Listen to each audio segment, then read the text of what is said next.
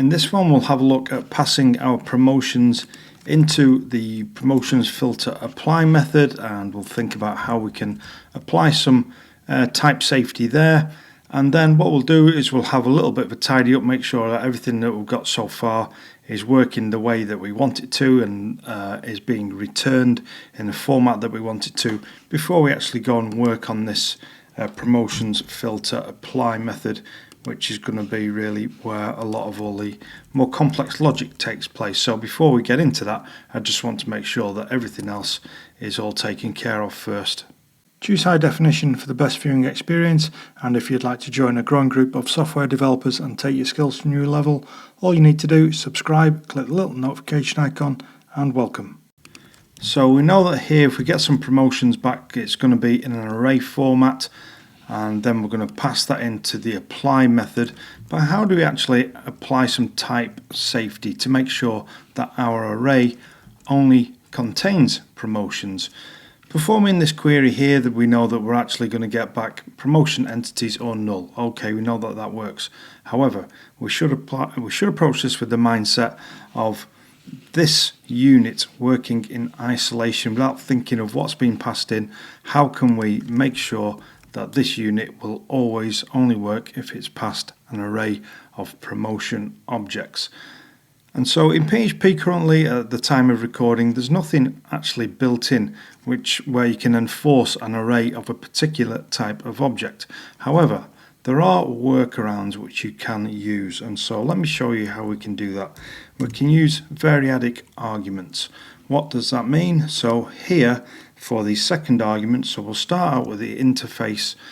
We can say promotion, and then if we use the three dots and then promotion like that, we can pass it as a variadic argument.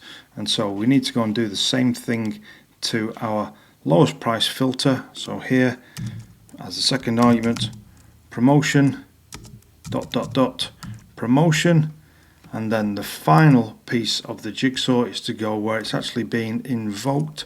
So in our promotions or products controller, messing my words up there, we just need to do the same thing. So here dot dot dot. So what will happen is it'll get unpacked into single promotions and then packed back up into an array of promotion objects.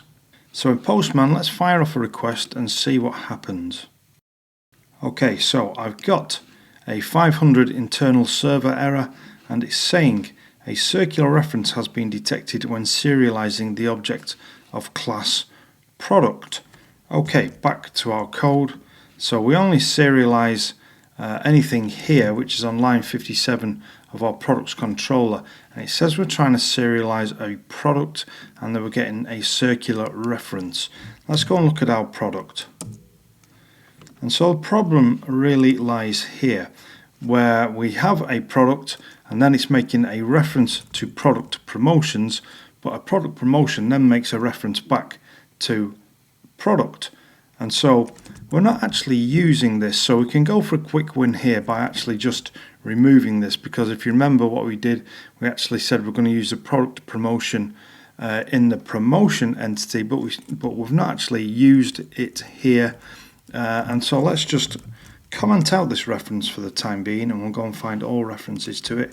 We'll comment it out, see if that makes things work, and then we can come back and delete it later on if we definitely don't need it. There are other ways to get around this, but I've thought that seeing as we don't actually need this and it looks like we're not going to use it, we might as well just get rid of this. Okay, so let's go back to Postman. We'll send our request. Okay, and so this time it looks like we are getting no errors. Let's convert this to JSON. You'll notice that we're getting our response back in HTML format, and I'm having to click this and convert it to JSON every time. The reason for that is because when we changed from using the JSON response, we don't automatically get the content type set to application JSON. And so what we need to do is, as a third argument, in fact we're going to have a look at the response just to show you this. The third argument to the response constructor is an array of headers, and here you can set the response content type. So let's add an array here content type. You'll see I'm getting some auto completion because I'm using the Symfony plugin, and this will be application JSON. Okay, so let's go and send another request, and see if that has fixed it. So this time you'll see that we're automatically getting JSON back. But what you will have noticed is that since we started adding the product to the DTO, to our inquiry DTO, we're now getting the product back as an object in the response body, which I don't really want. It doesn't conform to the API which we specified at the beginning, and so I'd prefer for that not to be there. We need to come up with a solution to get rid of this. One solution is to actually choose which fields should get serialized and which fields shouldn't, or in our case we just want to choose one which we don't want to be serialized. And so there's a very quick and easy way to solve this. We can just go over to our lowest price inquiry, and on our product we can just say ignore. So here you'll see Symfony component serializer annotation ignore. However, I don't think this is going to work just yet. I think we're going to have to go and update our DTO. But let's go and run it anyway. As you can see, the product object is still there, so we still have one more step. If we go over to our DTO serializer, what we can do is where we pass in this argument to the object normalizer here, we can also pass in an argument for reading the metadata on our objects which are serialized. And so here as the first argument we'll have a class metadata factory, which will be a new class metadata factory, and then we need to tell it how it should read the metadata, because you have different types of metadata. You can specify it in different ways. We've used annotations, so we need something which can read annotations, but this can also be done with XML, and I believe it can also be done with YAML, but we're going to use annotations, and so we need new annotation loader and then new annotation reader. And so when it's normalizing and denormalizing to and from objects, what it'll do is it's going to read the metadata.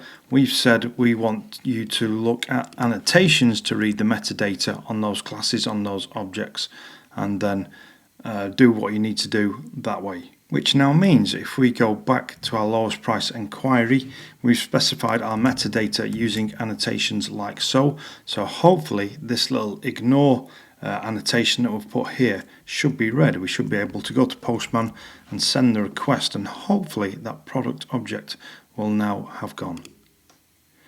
Okay, perfect. We've now got everything in a nice state for us to be able to start working on this apply method, which is going to be logically maybe a bit more complex than the stuff we've already done, and so I think we might drive out the functionality using tests. But before that, just want to add another note in here, because if you remember what we said about promotions, if none are found in the database, then that means that this is going to give us null. However, our method here isn't going to handle null, because we've said that it can only be an array of promotion objects.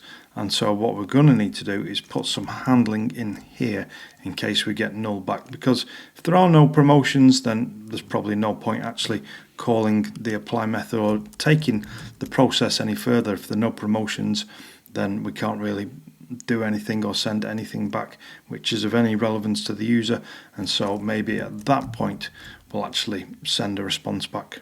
If you've enjoyed this video and you'd like YouTube to show you more of my content, all you need to do is subscribe and click the notification icon.